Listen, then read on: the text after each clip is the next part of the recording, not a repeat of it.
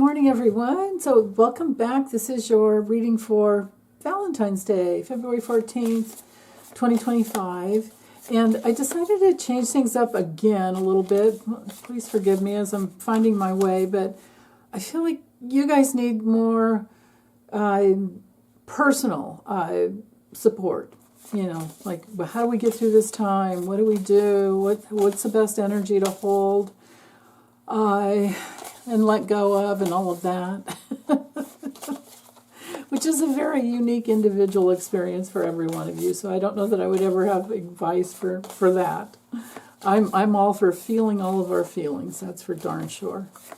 But so what I'm going to do is tarot, and then I'll do the astrology for us personally. And of course, you know, because the political is the personal, that tends to float up through. But I'm doing daily readings on the political happenings anyway, so I thought, why combine the whole thing together? You know, I'd rather focus more on you guys for these. So, okay. As you can see, I'm using the Radiant Rider-Waite, and I have allowed for reversals, so we'll see what comes through. But what do you guys need to know for today?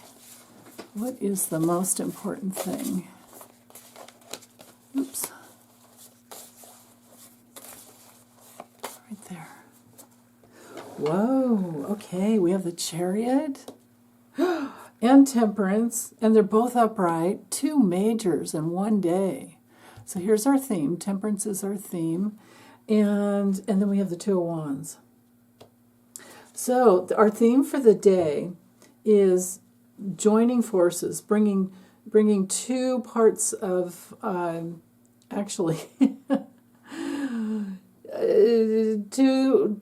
well, let's say from one to the other and going back and forth with Temperance. It's ruled by Sag, and Sag is about being on your path, focusing on your intuition, going towards your wisdom, trusting yourself, speaking up.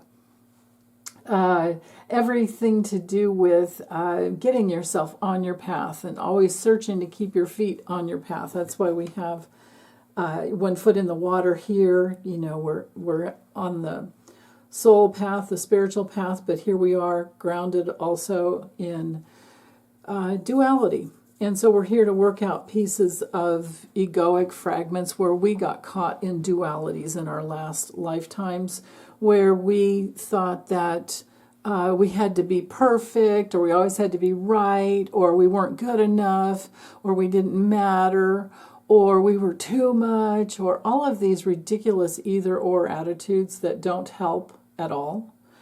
And the Temperance card is here to tell us to always just go the right middle way. Know that you're protected by your guardian angels, your guides, and know that if you stay connected to who you are in the deeper levels inside, and you just keep going back and forth between the spiritual realm and the earthly realm, you will stay on your path, and you will find your way back to your highest self. Okay? So it's always about the right middle path, the right middle way, trying to stay away from extremes and excesses. That's one of the most important parts about this major arcana gateway, which isn't, you know, all the majors are evolutionary gateways. At least that's how I view them. So that has to do with the theme for the entire day. But in the morning with the Chariot, it's about, again, this is another one of those cards which is about holding that right middle path because, you know, imagine you're driving a car.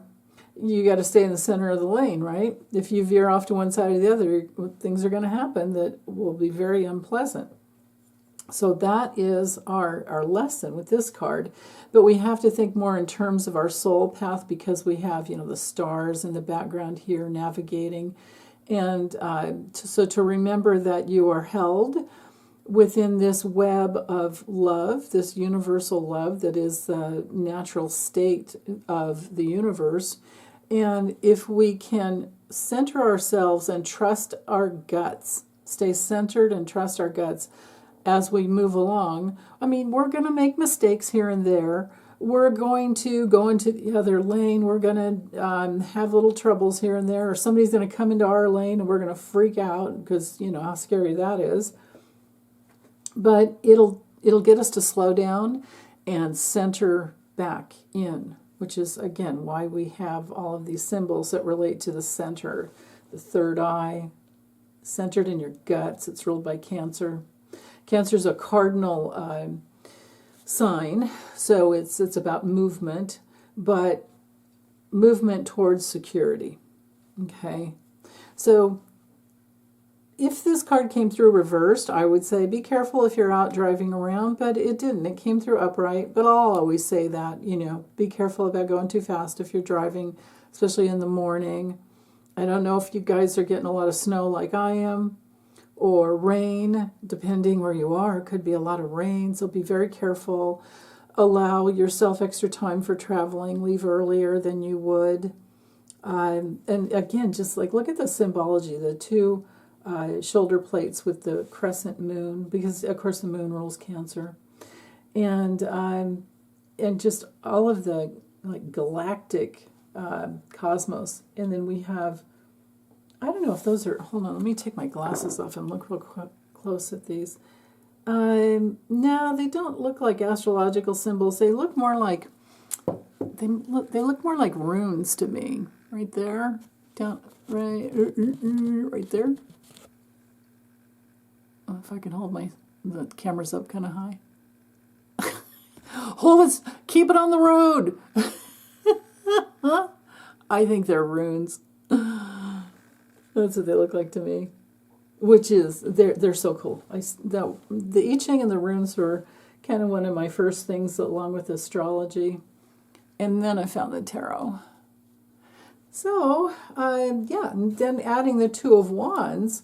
The Two of Wands is our card for looking for more. You're solid in who you are and you're wanting more. It's kind of like, okay, I've got this, now what? So it's progress on your path if you make plans. This is a card about making plans. It's about discovering that you do want more. And then, of course, it's Mars and Aries. So the Mars is always about motivation, and then Aries is about something new. So it's progress, it's making decisions, knowing that you can manifest just about anything you focus on. Like, you know, the world is your oyster, you've got the world in your hands. It is a travel card. We've got travel with both of these cards. So I would say on one just simple level, it is to focus on being careful when you're traveling. But again, there's so much about staying balanced with both of these two cards. And then if we can stay balanced, there's always more. we can always find more when we're in that right middle way. So, okay. That's good there. Now let's look at the astrology for today. So it's going to be pretty much the same backdrop with the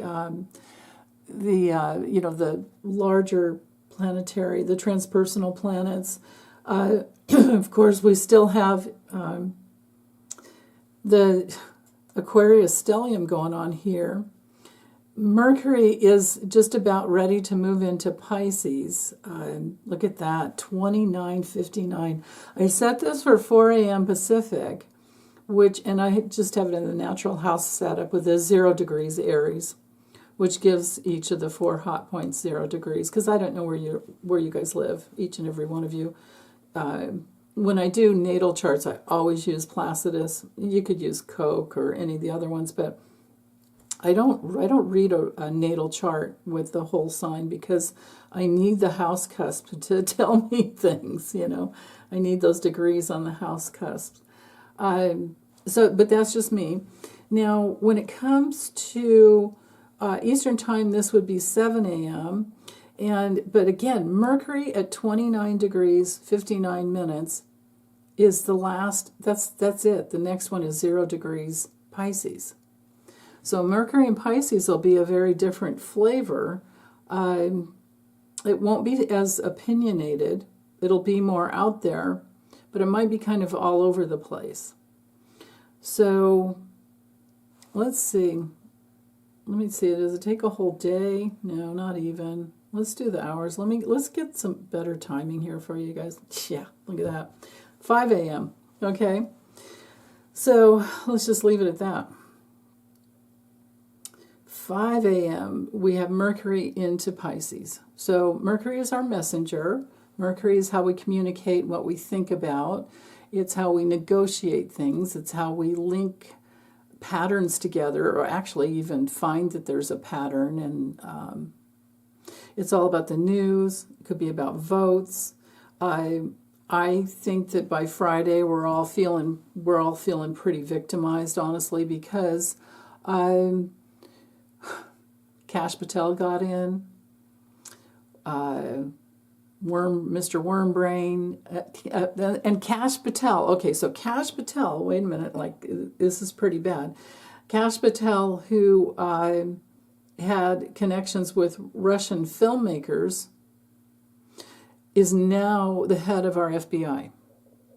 Tulsi Gabbard got in, and she has, we know when she ran for president, she was just a Russian plant. Well, she's now the head of our Department of National Intelligence. How screwed up is that? Pam Bondi is the AG. Pete Hegseth, the alcoholic, is the Department of Defense dude. JFK Jr., Mr. Wormbrain, he's head of Health and Human Services. And there were lots of other people that got in, but those are, I don't know if those are the worst. If you go to AP News, they're keeping a tally on who got in and who didn't, or who's still waiting to be confirmed. But, Democrats stayed on the floor all night long, and they fought as hard as they could. But the problem is that unless 3 or 4, actually 4, from the House, or House and Senate combined, 4 from the GOP cross the aisle, which we did have Mitch McConnell stand up against JFK Jr., but he was the lone wolf, and so, it's pretty much like 53 votes confirms, because little Mikey Johnson, little Micro Mikey, he talk about him being hooked up with Russian money as well. Remember that ethane company that contributed to his fund? So anyway, I think we're all feeling pretty darn screwed. But because, Mikey Johnson, his vote can create the tie, or crossover, so it's not a tie anymore, I should say.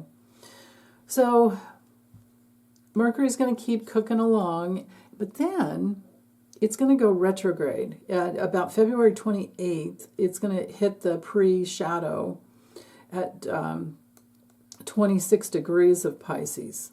So between now, so we've got about 2 weeks from now, we'll go into the pre-shadow, but the retrogradation doesn't start until March 14th, when Mercury goes retrograde at 9 degrees of Aries, right on my moon. So anyway, also, I'll get you the date. The retrogradation period doesn't end until April 7th, and it does retrograde back to that 26 degree mark. So what that means is, to put it more simple, is that we've got the post shadow, the retro shade, all that one that ends. So let's just think, and you could mark it on your calendars, that between February 28th and April 26th, we will be going through the whole Mercury retrograde process, and then getting out of the post-shadow, out of the retro shade, all of that. Okay, we won't be totally done until April 26th. So we're going to be trying to figuring out picking our battles is what we're going to be doing. Because Pisces can be all about healing, We've got, so Mercury, so in effect, Mercury's going to start connecting with these other planets here. And then from there, excuse me, hold on. From there, we will go through, Mercury will be bringing news and messages, and so we're going to be, thinking a lot about the government. We're also going to be thinking a lot about our spiritual foundation, the foundation of our life. And we're going to be, thinking about our spiritual path. Like, what is the most important thing for you on your spiritual path? Well, I would say for your spiritual evolution is to be on your path, to find your purpose, and your purpose is always to discover who you truly are without all these things that we think we need to be and have and all of that, right? So anyway, what's going to happen is that as the sun moves into Pisces, it's going to connect up with Mercury. We're going to have a stellium. I mean, we already have a stellium in Pisces, but it's going to intensify over this next couple of months. So there's that. But then, once the sun moves into Aries and of course Mercury moves into Aries, even though it's retrograde, all of that will be, Aries is going to bring through that, that sense of being, that sense of I'm here. And new opportunities will come in from there, and we are going to be more willing to assert ourselves. So that's why I say, you got to pick your battles. And I'm noticing for today, let's focus in on today, because, every day I'll do a little bit more. We don't have to do everything right now, but let's focus in daily. We need to focus in on the moon. The moon changes signs every 2 to 2.5 days. And look how the moon is exactly opposing Saturn. Look at that.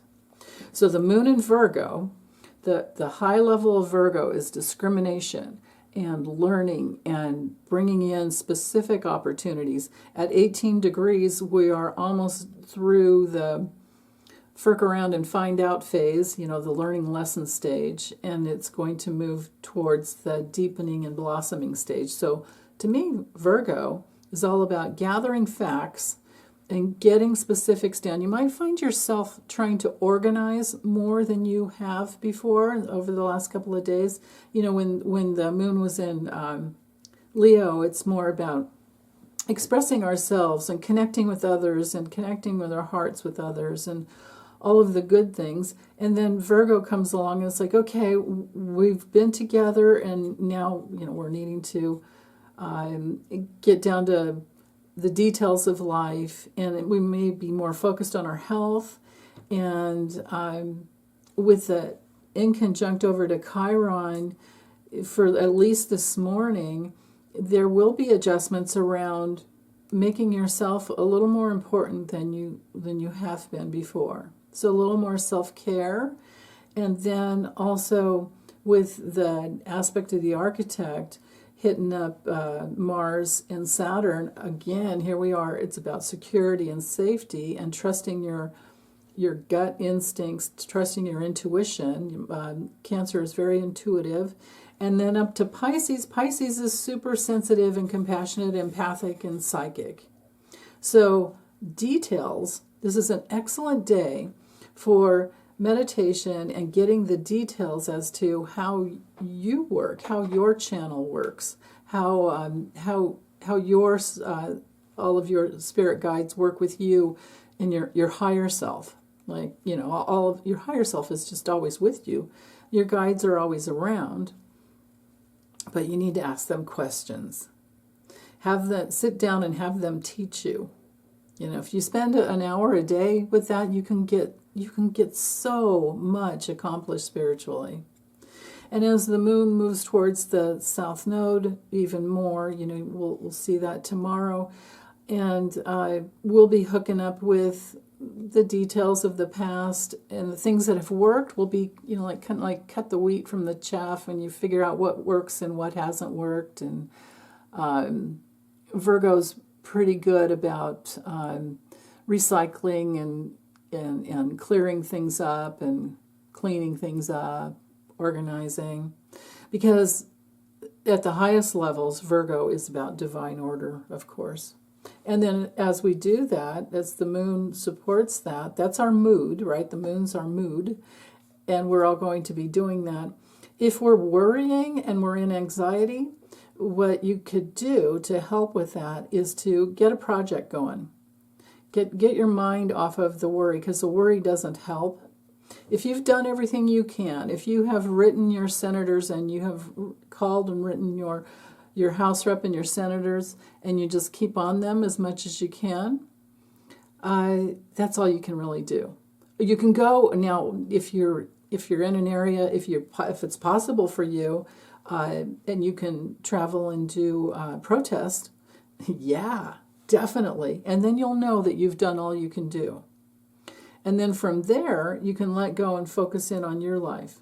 So, maybe you can add some things into your schedule if you have time, if you have time. Join groups online where you can get together and try to create some effective change. Add an hour into your schedule. Maybe you can't do an hour right away, but at least 20 minutes a day in meditation, that will give you all of the benefits of all this Pisces energy that's coming in. And you're going to have some divine communications. I know you will. With all this Piscean energy, you definitely will.